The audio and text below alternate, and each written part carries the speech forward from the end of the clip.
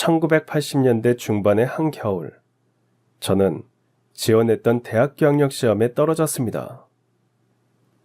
부모님은 두 분 모두 일찍 돌아가셨고 하나밖에 없는 친누나가 공장에서 일하며 제 뒷바라지를 했었죠.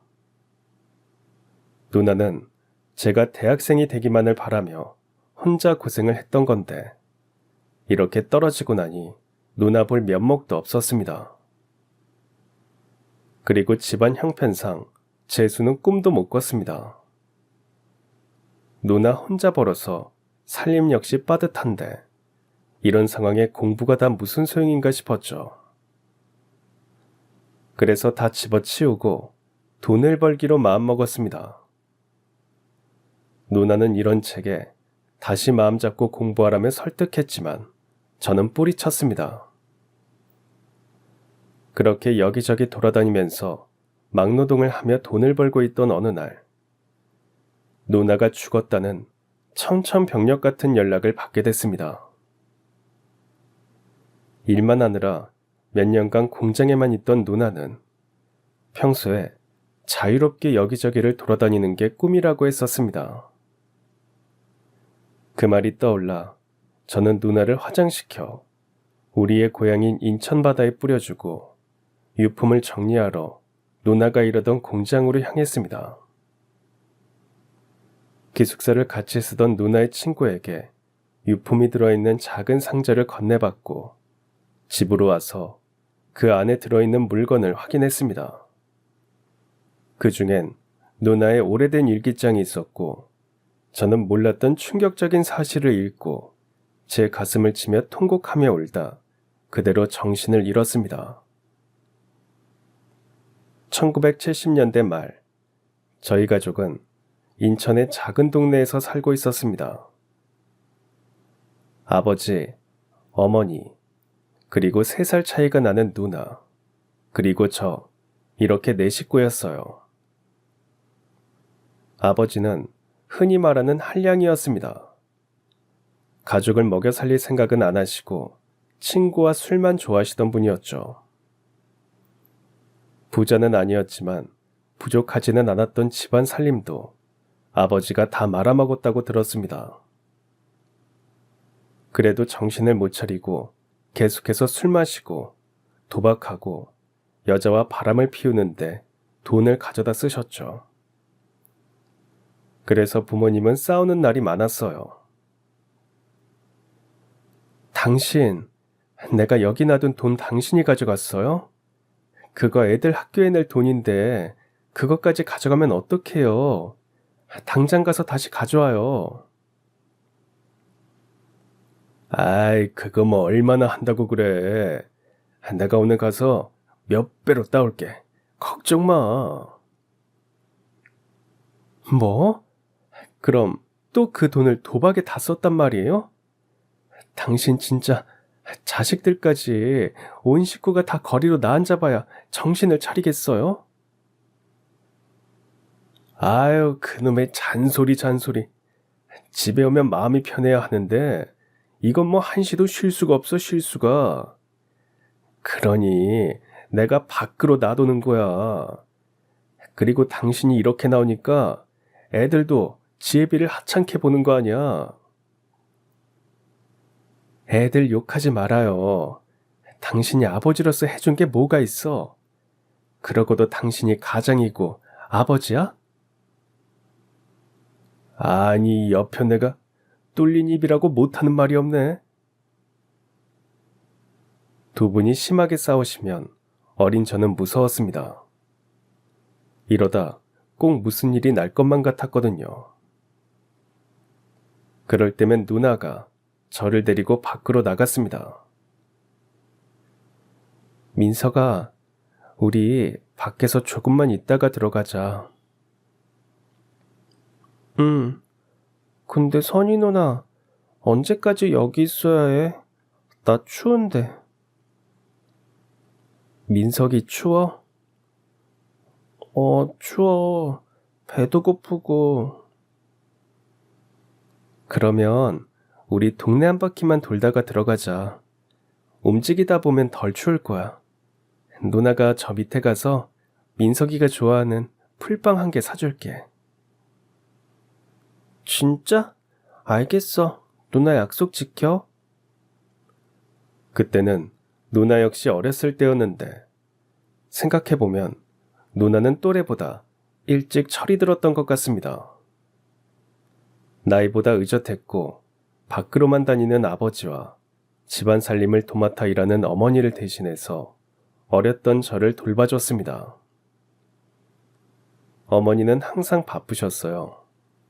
한량인 아버지 때문에 집안 살림은 모두 어머니의 몫이었거든요.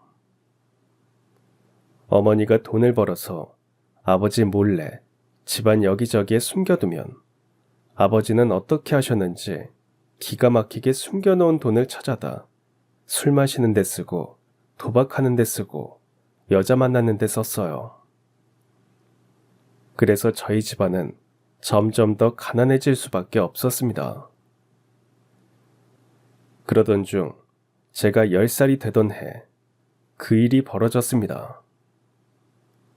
일 나간 어머니를 기다리며 누나와 집에 있는데 어떤 아저씨가 다급하게 저희 어머니를 찾는 소리가 들렸습니다. 형수님, 큰일 났어요. 큰일. 얼른 좀 나와보세요. 준식이 아저씨 아니세요? 엄마 지금 집에 안 계세요. 일하러 나가셨어요. 아이고, 일을 어쩌나. 선이야, 엄마한테 연락할 방법 없냐? 무슨 일인데 그러세요?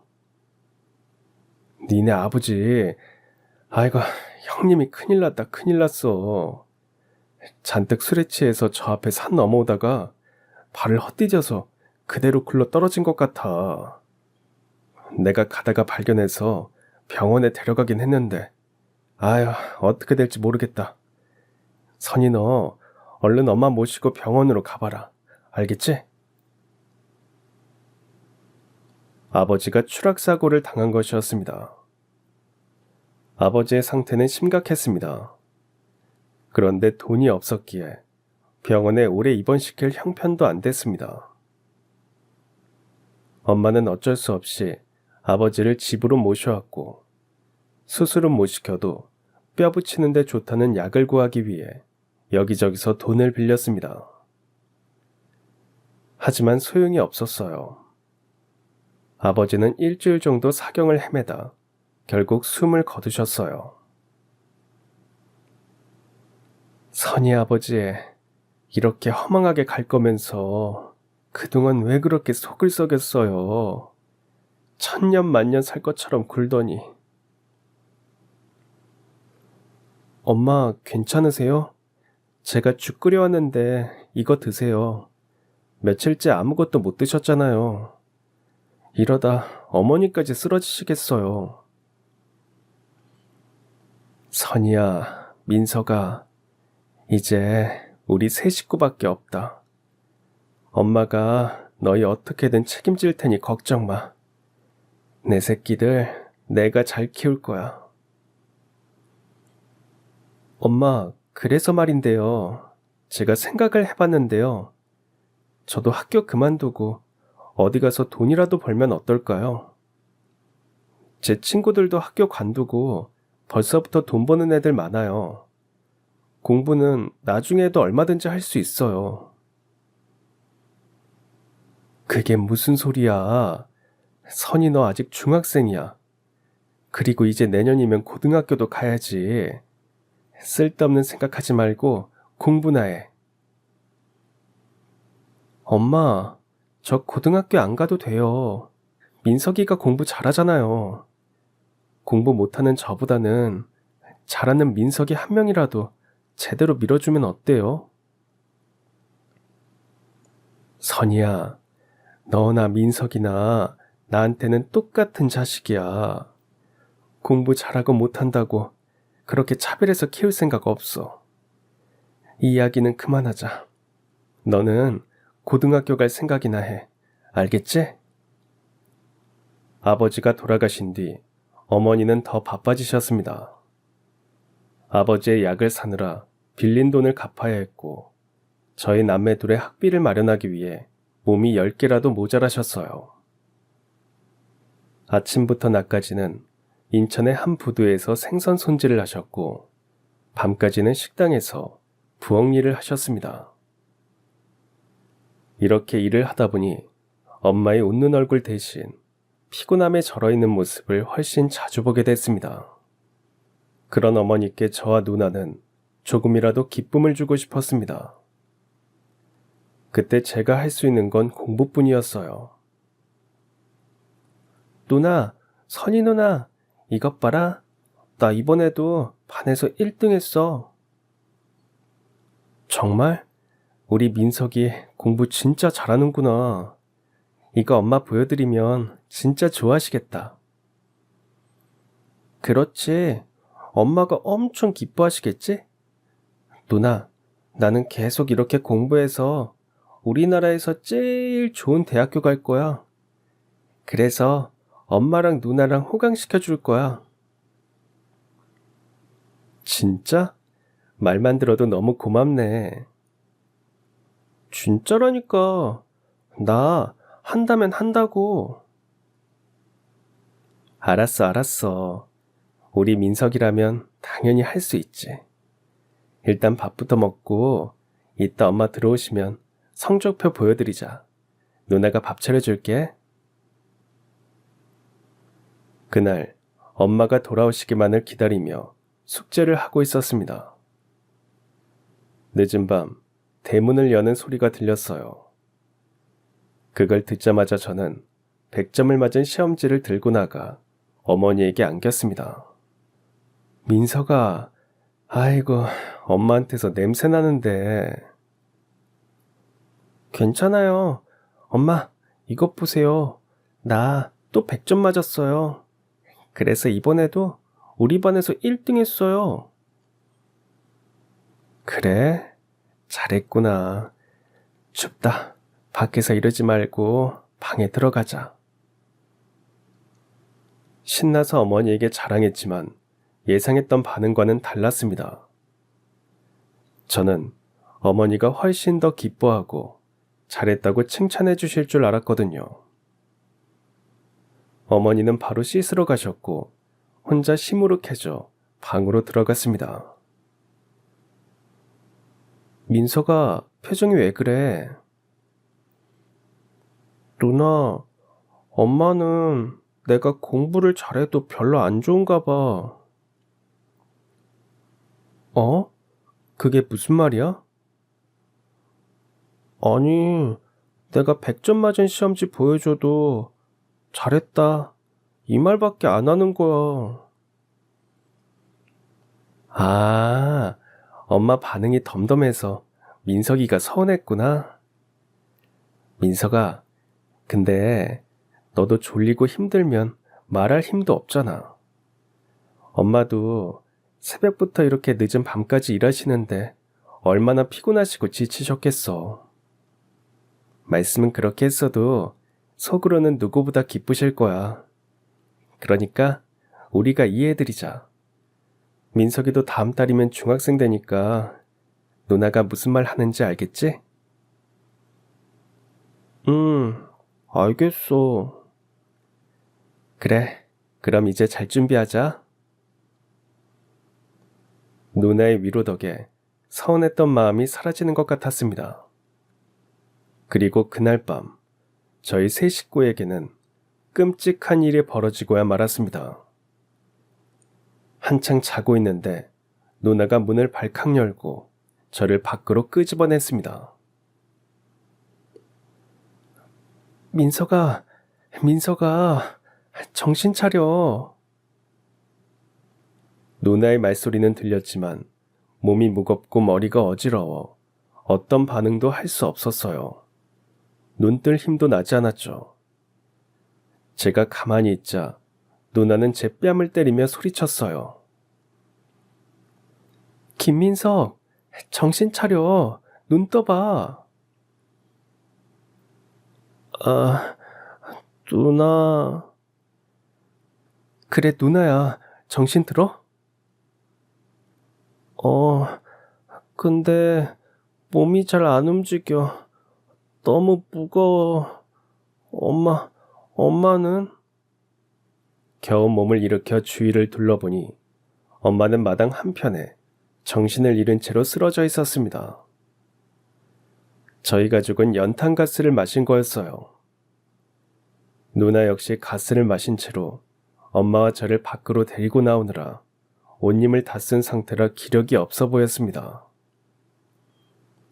다행히 누나가 저를 깨우면서 소리치는 소리에 옆집에 사시던 아주머니가 자다가 밖으로 나오셨고 담 너머로 쓰러져 있는 저희 식구를 발견하셨습니다. 거기 무슨 일이에요? 아이고, 민서가 선이야. 너희 왜 그러니? 선이 엄마. 아주머니께서 신고를 해주신 덕에 병원으로 옮겨졌지만 그때는 지금처럼 고압산소 치료 같은 게 있을 때가 아니었습니다. 그래서 제대로 된 치료를 받을 수가 없었어요.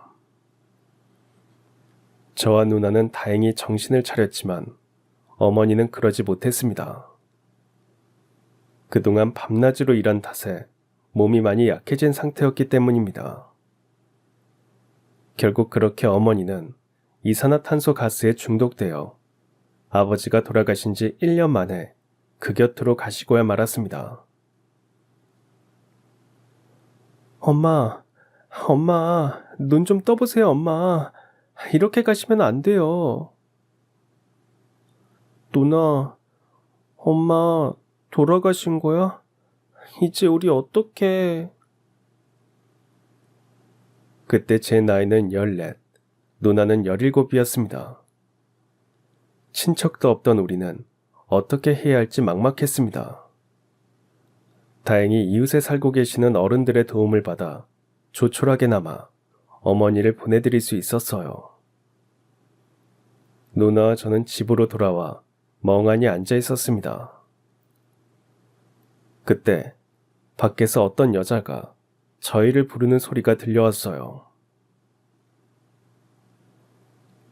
저기 계세요? 안에 아무도 없어요? 저희는 왕래함에 지내던 친척도 없었기에 따로 찾아올 사람도 없었던 터라 조금 불안했습니다. 누나는 방문을 열고 마당으로 나갔어요. 누구세요? 그게 네가 혹시 선이니? 어머나, 벌써 이렇게 큰 거야? 요만할 때 보고 처음 보는 거지? 밖에서 보면 절대 몰라보겠다. 나 기억 안 나? 네? 혹시 미자 이모세요? 그래, 미자 이모야. 나 기억하는구나. 선이야, 오랜만이다. 자신을 미자 이모라 소개한 그 여자분은 어머니의 오랜 친구였습니다. 어린 시절부터 같은 동네에서 친자매처럼 자란 분이었어요. 각자 결혼을 하고도 인천에서 가깝게 살다가 누나가 6살 때쯤 온 가족이 서울로 이사를 하셨다고 해요. 그 이후에는 어머니와는 아주 가끔 연락만 하고 지내셨죠. 이모 들어오세요. 얘가 제 동생 민석이에요. 민석아, 여기는 엄마 친구 미자 이모셔. 네가 민석이구나. 너는 완전 애기 때 봐서 나 기억 못하겠다. 너희 엄마가 민석이 네 자랑을 얼마나 많이 했는지 몰라. 가끔씩 통화하면 아들내미 공부 잘한다고 자랑을. 아유, 내가 귀가 다 아플 정도였어. 근데 이모, 어떻게 오신 거예요? 미자 이모는 누나의 손을 덥석 잡았습니다. 선이야, 내가 너무 늦게 왔지. 너희 엄마 그렇게 됐다는 소식을 너무 늦게 알았어. 내가 얼마나 놀랐는지 몰라. 아휴, 이 어린 게 얼마나 무서웠니. 이모의 말에 누나는 닭똥 같은 눈물을 흘렸습니다.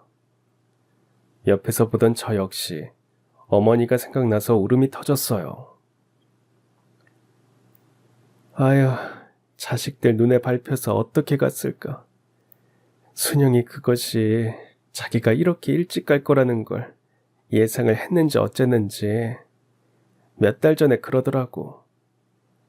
혹시나 자기가 일찍 세상을 뜨면 너희 남매한테 방 한 칸만 마련해달라고. 저희 엄마가요? 그래. 그때는 순영이 사는 게 너무 힘드니까 그냥 농담하는 건 줄 알았지. 아휴, 진짜로 이렇게 될 줄 누가 알았겠니? 그러니까 선이야, 이 집 정리해서 이모랑 같이 서울 가자. 이모네 집 방 한 칸 정도는 너희한테 내줄 수 있어. 이모, 저희가 그래도 될까요? 그럼 너희 엄마 유언이나 마찬가지인데 내가 그거 하나 못 해줄까봐 얼른 짐 싸라. 저희는 그날 바로 얼마 안 되는 짐을 챙겨 미자 이모를 따라 나섰습니다. 이모의 집도 그리 좋은 형편은 아니었어요. 작은 방 한 칸에서 저희 남매의 서울살이가 시작됐습니다. 그런데 문제는 돈이었어요. 어머니의 친구가 집은 해결해 주었지만 방세를 아예 안 낼 수도 없었고 저와 누나가 학교를 다니려면 돈이 필요했습니다. 방 안에서 누나의 얼굴을 보니 근심이 가득해 보였습니다. 짐을 풀고 정리를 마치자 미자 이모가 찾아왔습니다. 선이야, 이리 와볼래? 네, 이모. 무슨 일이세요? 이거 진짜 얼마 안 되는 돈인데 일단 써라. 필요한 것도 사고. 아니에요, 이모. 저희도 조금 있어요. 괜찮아요. 마음 같아서는 더 주고 싶은데 너도 보다시피 우리 사정도 그렇게 좋지는 않아서 말이야. 미자 이모, 그럼 이 돈 제가 꼭 갚을게요. 감사합니다. 다음 날 저와 누나는 제가 다닐 중학교를 알아봤습니다. 걸어서 갈 수 있는 거리에 중학교가 있었고 그쪽으로 전학수석을 밟아서 새학기부터는 다닐 수 있게 됐습니다. 다행이다. 학교까지 걸어가도 되니까 차비는 안 들잖아. 그거라도 아껴야지. 누나는?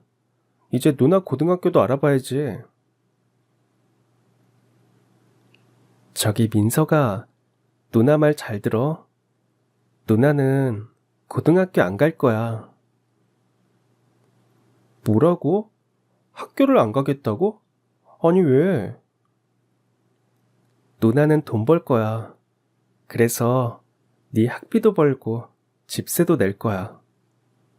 너 앞으로 중학교, 고등학교 다니면 돈 많이 들 텐데 내가 벌어야지.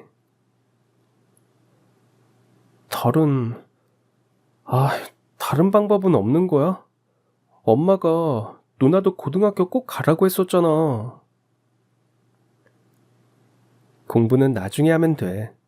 누나가 알아보니까 검정고시라는 것도 있고 일하면서 야간학교 다닐 수도 있대.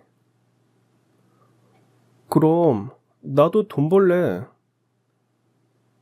민서가, 너는 계속 공부해야지. 네가 나처럼 공부를 못하는 것도 아니잖니. 너 예전에 공부 계속해서 우리나라에서 제일 좋은 대학교 가겠다고 말한 거 기억해? 누나가 네 뒷바라지 제대로 해줄 테니까 그 학교 꼭 가는 거야. 이제 우리 집 일으킬 사람은 민석이 너밖에 없어. 누나, 알겠어. 나 약속할게. 꼭 공부 열심히 해서 서울대학교 갈 거야. 그리고 며칠 후 저녁, 집에 들어갔더니 누나는 제가 제일 좋아하는 오징어 볶음을 만들어줬습니다. 예전에도 특별한 일이 있으면 직접 만들어주곤 했었어요. 오랜만에 보는 특별한 메뉴에 저는 조금 신이 났습니다. 우와, 오징어 볶음이다. 이거 진짜 오랜만에 먹는다, 그치? 근데 오늘 무슨 날이야? 그게 민서가 누나 일자리 구했어. 진짜? 생각보다 빨리 구했네. 근데 무슨 일이야? 공장에서 일할 건데 내일부터 나오래. 그리고 민서가 누나 이제 그 공장 기숙사에서 지낼 거야. 뭐라고? 그럼 나랑 같이 안 사는 거야? 안 돼. 누나 없으면 나 무섭단 말이야. 미자 이모 계시잖아. 누나가 부탁해놨으니까 너 잘 봐주실 거야. 그래도 누나랑 이모는 다르잖아. 집에서 출퇴근하면 안 되는 거야? 버스비도 아껴야지. 그리고 여기서 출퇴근하기에는 너무 멀고 기숙사 살면서 일하면 돈 금방 모을 수 있어. 민석이 잘할 수 있지? 알았어. 그럼 쉬는 날마다 집에 와야 해. 다음 날 아침, 누나는 날이 밝자마자 공장으로 향했습니다. 버스 정류장까지 누나를 배웅해 주려고 괜찮다는 누나를 따라 나섰습니다. 씩씩한 모습을 보여주고 싶었지만 자꾸만 눈물이 나오더라고요. 민서가, 너도 이제 중학생인데 그만 울어라. 나랑 아예 못 보는 것도 아닌데 왜 그래? 눈물이 자꾸만 나는 걸 어떡해. 누나, 진짜 쉬는 날마다 와야 해. 약속이다. 알았어, 약속할게. 버스 왔다. 저거 타면 되니까 얼른 들어가. 누나 간다. 누나가 탄 버스가 눈에서 사라질 때까지 그 버스를 보며 손을 흔들었습니다. 집에 돌아와 방문을 열었는데 정말 허전했어요. 태어나서 단 한 번도 떨어져 본 적 없는 저희 남매였기에 쓸쓸함은 크기만 했습니다. 저를 위해서 학교도 포기한 채 17살의 어린 나이로 공장에 들어간 누나를 생각하며 저는 그날부터 더 열심히 공부했습니다. 그리고 2주일 정도 지났을 때였어요. 미자 이모가 저를 부르는 소리가 들렸습니다. 민서가, 선이 전화 왔다. 얼른 받아봐, 얼른. 누나의 전화가 왔다는 소리에 저는 뛰어가서 이모가 건네준 수화기를 낚아챘습니다. 누나, 나야 민석이. 누나 잘 지내지? 왜 이렇게 연락이 없었어? 엄청 걱정했단 말이야. 그래, 민서가 누나야. 뭐가 그렇게 급해. 누나 잘 지내. 그동안 일하는 거 배우고 적응하느라 시간이 없었어. 미안해. 민석이, 너는 밥 잘 먹고 공부 잘하고 있지? 아픈 데는 없고? 미자 이모가 밥도 잘 챙겨주시고 공부도 잘하고 있어. 나는 걱정 말고 누나나 잘 지내. 알았어. 너 이제 곧 중간고사 아니야? 중학교 가서는 처음 보는 시험인데 잘 볼 수 있지? 나 없다고 공부 게으르게 하지 말고. 걱정 마. 나 이번에도 1등 할 거야. 그래, 기대할게. 누나 이제 전화 끊어야겠다. 또 연락할게. 누나도 몸 조심하고.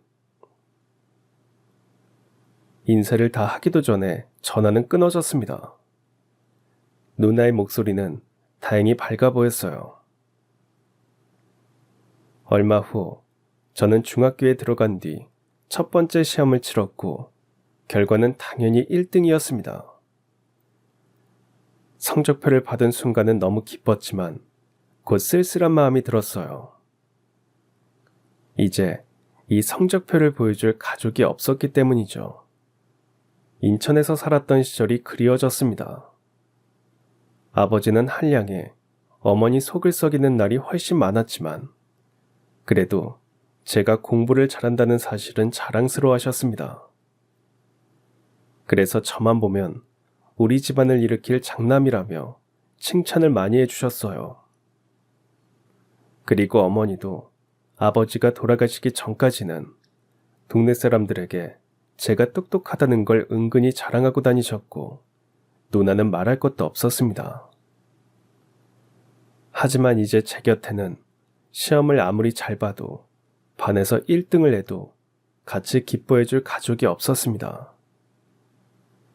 성적표를 가방에 구겨놓고 터덜터덜 집으로 돌아왔어요. 그런데 생각지도 못한 목소리가 들렸습니다. 야, 김민서, 왜 그렇게 힘이 없어? 선희 누나, 누나 언제 왔어? 온다는 말 없었잖아. 쉬는 날이라서 왔지.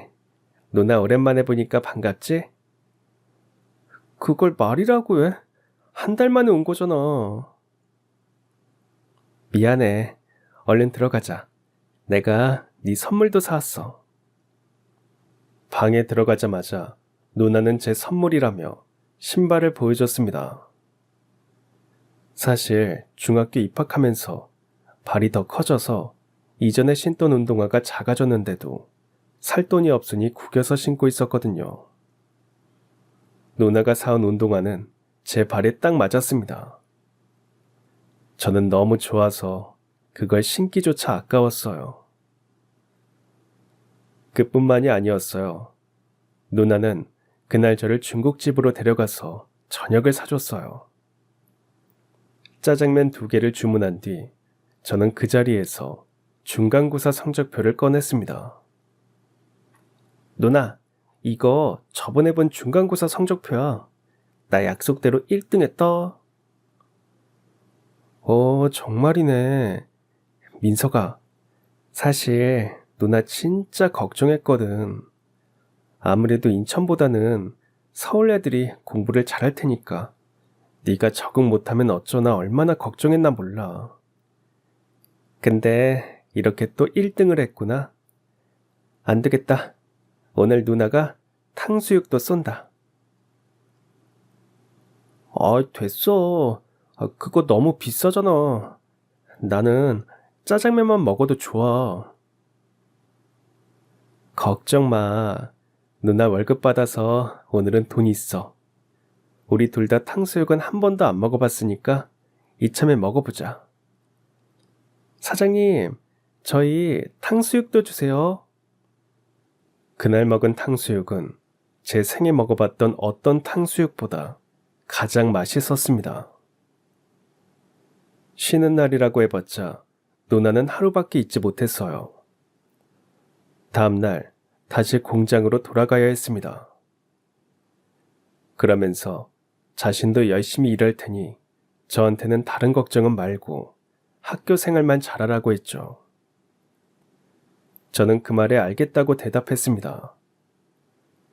누나도 저만큼 놀고 싶고 하고 싶은 것도 많을 텐데 그걸 다 포기하고 제 뒷바라지를 하는 건데 실망시키고 싶지 않았거든요. 누나가 공장에서 일하는 동안 저는 중학교를 졸업하고 서울에서도 공부 잘하는 학생들만 모인다는 고등학교에 입학했습니다. 중학교 내내 반에서는 1등을 놓친 적이 없었고 전교에서도 항상 3등 안에는 들었기에 고등학교 때도 별반 다르지 않을 거라 생각했습니다. 하지만 첫 번째 시험을 본 뒤 저는 좌절했습니다. 무려 반 등수가 5등이었거든요. 과목 성적도 그렇게 좋지 않았습니다. 처음이라 그럴 수 있다 생각했지만 성적은 잘 오르지 않았어요. 공부를 열심히 할수록 이상하게 성적은 더 떨어지기만 했습니다. 그리고 곧 그 이유를 알 수 있었죠. 소위 상위권에서 논다는 학생들은 모두 아름아름 소개를 받아 몰래 과외를 하고 있었습니다. 당시에는 사교육, 특히 과외가 불법이었으나 그것도 몇 년이 지나자 다들 눈을 피해 과외를 하고 있었습니다. 누나는 제 성적이 걱정되었던지 집에 온 날 과외 이야기를 꺼냈습니다. 민서가 요즘에는 다들 과외를 한다고 하는데 너도 해볼래? 누나, 그거 불법이야. 남들 한다고 나도 똑같이 하면 안 되지. 그리고 우리가 돈이 어딨어. 얼마나 비싼데. 돈은 마련하면 되지. 야간 작업 더 하면 돼. 됐어. 야간 작업하면 누나 잠도 못 자는 거 뻔히 아는데. 아무튼 나는 생각 없으니까 다신 말 꺼내지 마. 내가 좀 더 열심히 하면 돼. 그렇게 말은 했지만 제 성적은 중상위권에서 나아지지 않았습니다. 이렇게 해서는 누나에게 약속한 서울대는커녕 서울에 있는 대학교를 아예 못 가게 될지도 모른다는 불안감만 커져갔죠. 그래도 포기할 수는 없었습니다. 학년이 올라가고 학력고사 날짜가 다가올수록 하루에 3시간씩 자며 공부에만 매달렸습니다. 그리고 드디어 대망의 학력고사 날이 됐습니다. 누나는 전날 집에 왔고 새벽 일찍 일어나 제 도시락을 싸줬어요. 민서가 이거 점심 도시락이니까 꼭 챙겨 먹고 실수만 하지 마. 누나 오늘 다시 공장 들어가야 하니까 이따 저녁에 전화할게. 시험 잘 보고 와. 누나의 응원을 받고 저는 시험장으로 향했습니다. 몇 시간 뒤 시험을 다 보고 나왔지만 기분이 좋지 않았습니다. 최선을 다해 문제를 풀었지만 모르는 문제도 꽤 있었거든요. 그날 저녁 누나의 전화가 왔습니다. 민서가 시험 어땠어? 그냥 그럭저럭 봤어. 잘 본 거지? 어땠어? 어려웠어? 쉬웠어? 왜 그렇게 꼬치꼬치 물어봐. 뭐, 내가 말하면 누나가 알아듣기나 해? 저는 그 말을 하고서 실수했다는 걸 바로 느꼈습니다. 기분이 좋지 않다고 그렇게 말하면 안 되는 거였는데 말이죠. 누나는 잠깐 말이 없더니 시험 보고 와서 피곤한 애 데리고 내가 너무 말이 많았지. 민서가 전화 그만 끊을게. 푹 쉬어. 오늘 수고했어. 시험이 잘 안 풀렸던 걸 누나에게 화풀이를 하고야 말았죠. 그리고 얼마 뒤 시험 결과가 나왔는데요. 저는 떨어지고야 말았습니다. 누나를 볼 면목이 없었어요. 6년간 부모님 대신 뒷바라지를 해줬는데 그게 다 물거품이 돼버렸다는 생각이 들었습니다. 그래서 그때부터 저는 누나의 연락도 피하고 공부도 다 집어치웠습니다. 대학교를 가겠다는 꿈을 접고 동네에서 논다는 친구들과 어울려 다니기 시작했어요. 매일 술을 마시거나 오락실에 갔습니다. 노느라 집에도 안 들어가는 날이 늘어났습니다. 어릴 때 그렇게 싫어했던 아버지의 모습과 점점 닮아가고 있었어요. 어느 날 오랜만에 집에 들어갔는데 누나가 와 있었습니다. 김민서, 너 여기 앉아봐. 미자 이모한테 다 들었어. 요즘 집에도 잘 안 들어오고 맨날 못된 친구들이랑 어울려 다니고 술도 자주 마신다며. 왜? 나도 이제 성인이야. 못할 짓도 아니고. 누나도 잔소리 좀 그만해. 너 공부는 다시 안 할 거야? 대학교 떨어질 수도 있지. 다시 하면 돼. 민석아, 재수하자. 우리 집안 살릴 사람은 민석이 너밖에 없어, 응? 아이, 집안 살릴 사람 나밖에 없다는 소리 제발 그만 좀 해. 누나, 그게 얼마나 숨막히는 말인지 알아? 얼마나 부담스러운지 아냐고. 민석아, 이러지 마. 네가 이러면 내가 어머니 아버지 볼 낯이 없어. 1년 그거 공부하다 보면 금방 갈 거야. 그러니까 다시 해보자, 응? 누나, 소용없다니까. 이미 떨어졌는데 또 한다고 되겠어? 그럼 계속 이렇게 살 거야? 이 꼴 보려고 내가 공장에서 그 고생을 한 줄 알아? 대학 가라고 공부 가르쳐 놨더니 이게 뭐 하는 짓이야? 아, 이제 알겠네. 누나, 내 뒷바라지 하느라 들어간 돈, 그거 아까워서 지금 이러는 거야? 갚을게. 갚아주면 되잖아. 누나는 그 말을 듣자마자 제 뺨을 때렸습니다. 단 한 번도 제게 손을 댄 적 없는 누나였기에 아픔보다 충격이 더 컸어요. 누나 역시 당황한 표정이었습니다.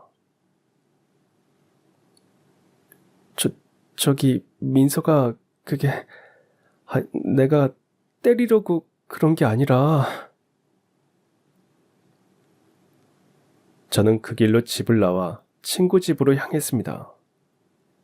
그리고 공부에서 완전히 손을 떼기로 하고 돈을 벌기로 마음먹었습니다. 취직해서 그동안 누나에게 받았던 모든 것을 갚겠다 다짐했어요. 다음 날부터 닥치는 대로 일을 했습니다. 중국집에서 배달원도 했고 돈을 많이 준다기에 공사장에서 막노동도 했어요. 그러다 보니 계절은 어느새 겨울에서 봄으로 넘어가고 있었습니다. 그 몇 개월간 누나의 연락은 일부러 피하고 있었어요. 그러면 누나도 포기할까 싶었는데 쉬는 날 집에 올 때마다 저를 붙잡고 계속 공부를 다시 해보자고 설득했어요.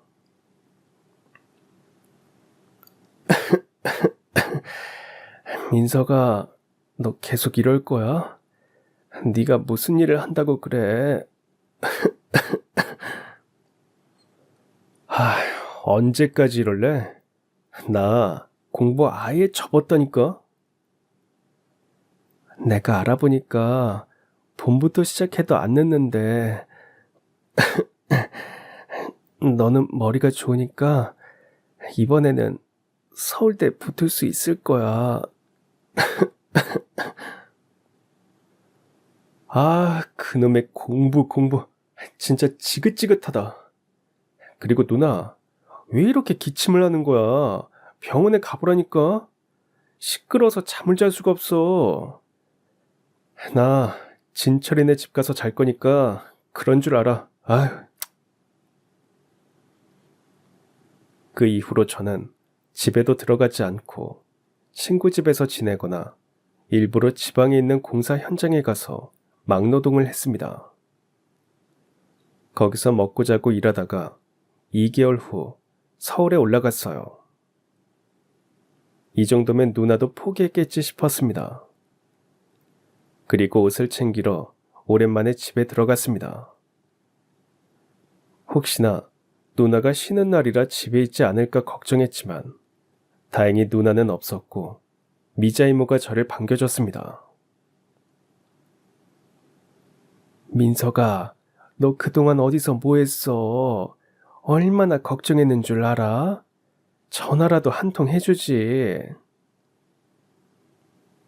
죄송해요. 울산 내려가서 돈 벌었어요. 네 누나가 얼마나 걱정했는 줄 알아? 누나랑 잘 풀어야지.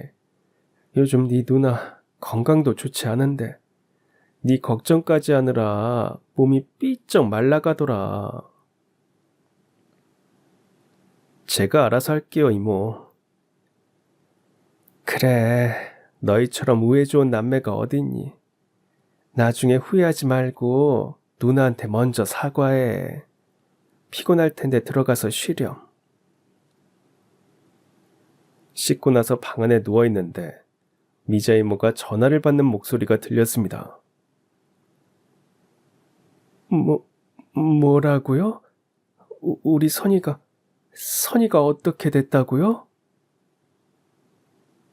이모 입에서 나오는 누나의 이름에 저는 갑자기 심장이 뛰었습니다.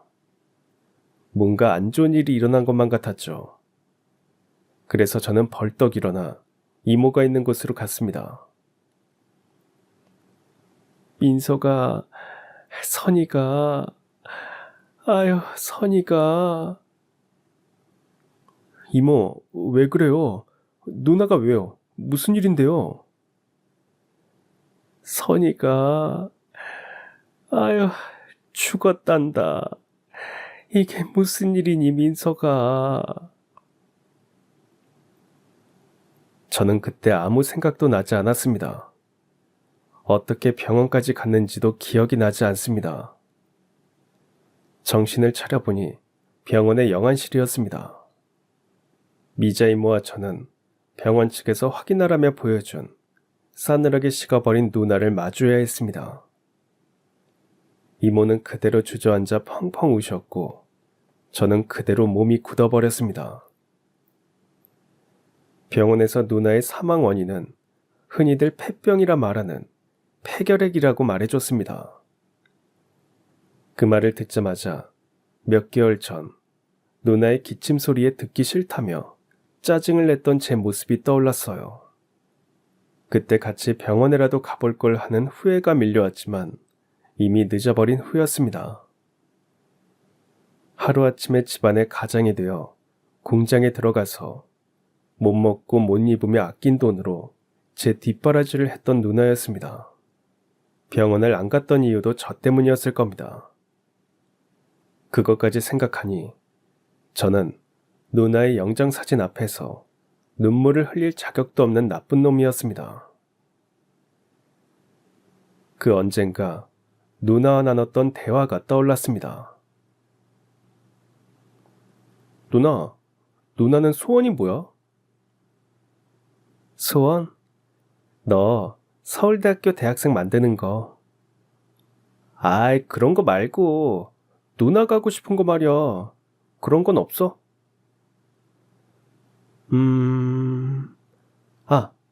나중에 여유가 생기면 여기저기 돌아다니고 싶어. 여행도 가보고 싶다. 맨날 공장에만 있어서 그런가? 누나를 화장시킨 후에 그 소원대로 누나를 고향인 인천의 바다에 뿌려줬습니다. 그제야 삼키기만 했던 눈물이 터져나왔어요. 누나 미안해. 이제 누나 소원대로 넓은 바다로 가서 여기저기 자유롭게 흘러다니면서 살아. 누나, 내가 너무 미안해. 잘 가. 누나를 바다에 뿌려준 다음 날, 누나가 지냈던 섬유 봉제 공장으로 향했습니다. 장례식에 찾아왔던 누나의 친구가 짐을 정리해둘 테니 한번 들리라고 했거든요. 그래서 처음으로 그곳을 가봤습니다. 평소 누나에게 공장은 어떤지 물어보면 돌아오는 대답은 좋다는 말뿐이었어요. 하지만 실제로 가서 본 그곳은 들었던 것보다 훨씬 열악했습니다. 누나의 기숙사 친구를 만나러 작업장 안으로 들어가자마자 후끈한 열 때문에 숨 쉬는 게 어려울 정도였습니다. 환풍기도 없어서 방적기가 뿜어내는 열기를 식힐 수가 없기 때문인 것 같았습니다. 그리고 뿌연 손먼지가 날려서 공기가 혼탁한 탓에 계속해서 기침이 나왔습니다. 이렇게 열악한 곳에서 몇 년간 일을 했으니 병에 걸릴 수밖에 없었죠. 이런데도 제 앞에서는 티 한 번 내지 않았던 누나에게 더 미안해졌습니다. 이런 생각을 하고 있을 때쯤 누나의 친구가 다가왔습니다. 선희 동생 맞지? 빨리 왔구나. 따라와. 기숙사에 선희 짐 챙겨놨어. 아휴, 짐도 얼마 없더라. 누나의 친구를 따라간 기숙사도 작업장과 별반 다르지 않았습니다. 작은 한 방에서 6명이서 지내야 하다 보니 그야말로 닭장 같았고 빛도 제대로 들어오지 않는 곳이었습니다. 그걸 보니 누나에게 철없이 막대했던 제가 미워졌습니다. 누나의 짐이 들어있는 작은 상자를 건네받은 뒤 착잡한 마음으로 집으로 돌아왔습니다. 그 안엔 몇 안 되는 옷가지와 제 대학 등록금으로 모아놓은 돈이 들어있는 통장, 그리고 누나가 쓴 일기장이 들어있었어요.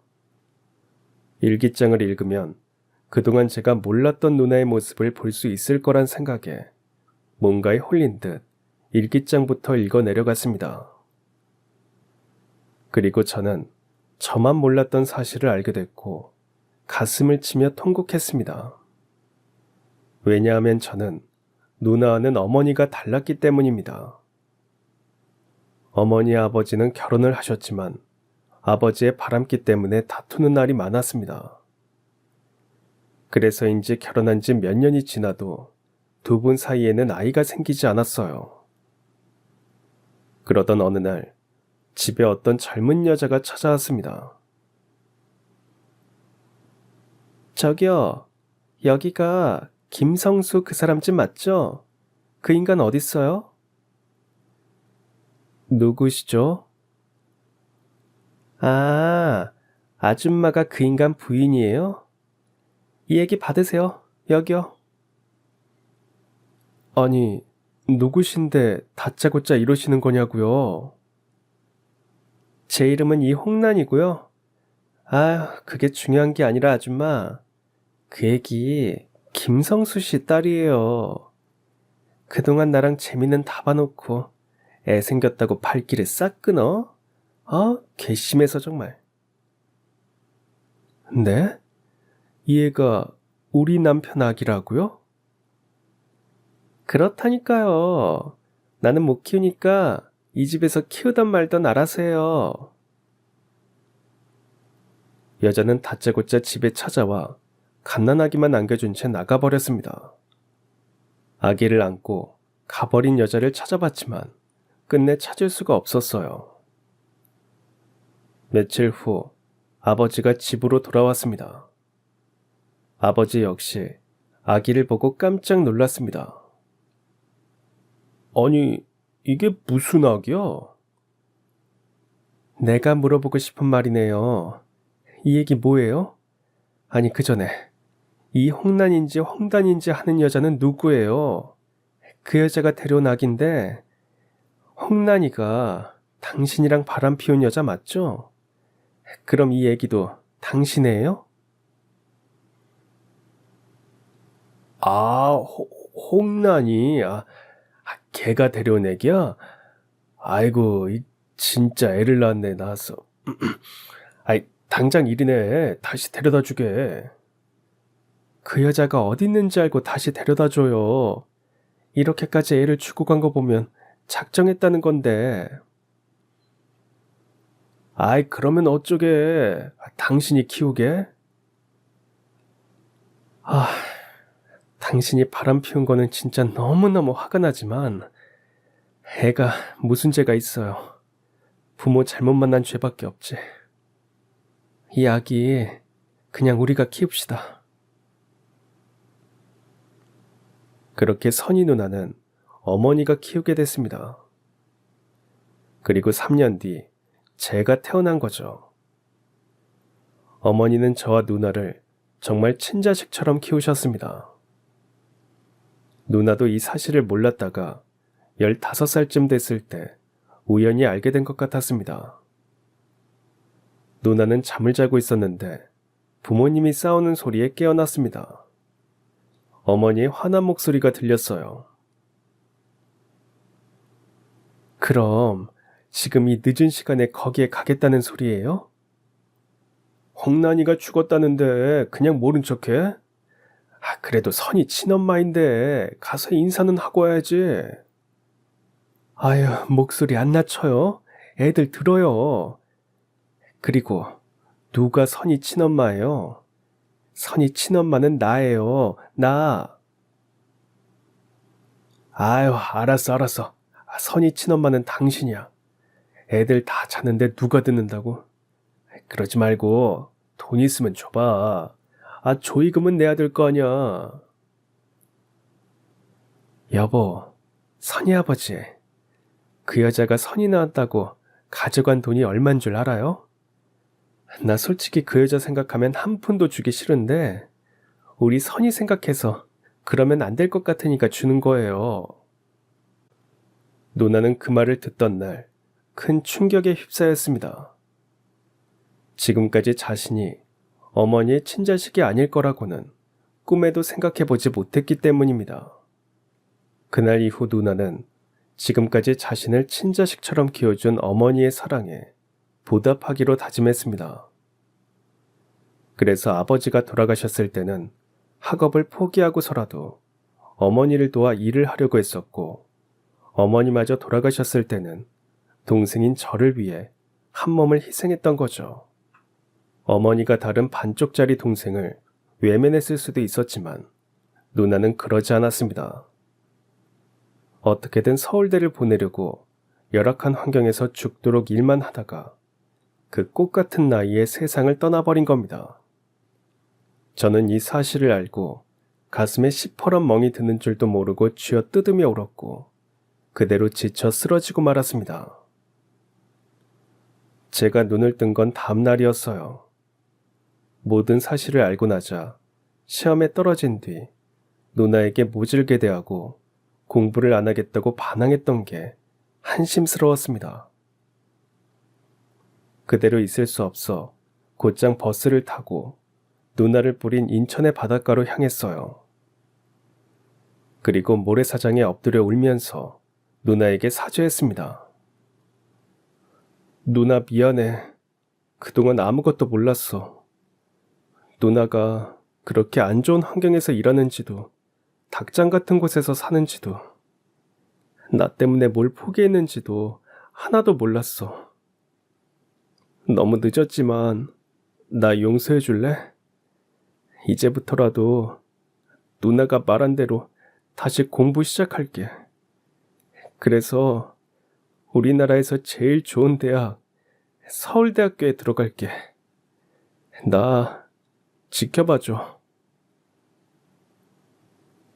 그날부터 저는 다시 밤낮 없이 공부에만 매진했습니다.